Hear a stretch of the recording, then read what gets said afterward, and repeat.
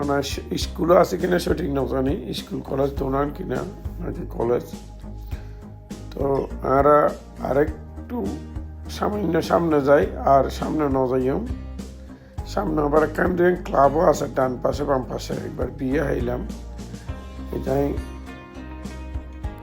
এই যে এনলদি কলেজ গাছবাড়িয়া আর ইয়ে টাউন। তো আমি আবার ব্যাক করি পিছন দিকে। ভিডিও কেন লিখবেন না একটু কমেন্টে জানাইবেন। আর বেগুনে কক্সবাজার রাস্তাও এত বড়ই তাড়াতাড়ি বলে একটু কমেন্টে জানাবেন, বেগুনে লিখিবেন। ওই যে অনেক দূরে পর্যন্ত দেখা যায় গাছবাড়িয়া মফস্বল এরিয়া, কিন্তু বিশাল বড় লম্বা দেখা যায়। এই যে আরেকটু সামনে গেলে হাতের ডান পাশে করে রাস্তায় যে ট্রাক বাড়িয়ে এবে দিয়েই চন্দনাইশ, তারপর দি আনোয়ারা এগো জন যায়।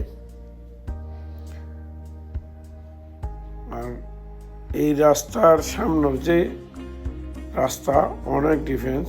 আশা করি সামনে জিপে এখন রাস্তা দেখা যাক। কক্সবাজার হাইওয়ে একসময় এত বড় হব, আরো ভালো মানের রাস্তা হব।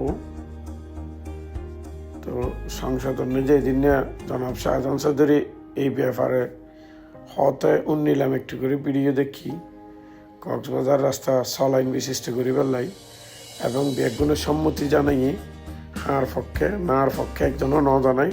তার মানে আলহামদুলিল্লাহ আস্তে আস্তে ওই জায়গায়। তো শুক্রবার এখন বিয়েত গেলাম, আইবার টাইমে ভিডিও লই আর কি। কেন লাগে ওনারা জানাবেন। ভবিষ্যতে এইভাবেই রাস্তাও চাই আমরা কক্সবাজার হাইওয়ে, এই কামনা করি আর কি।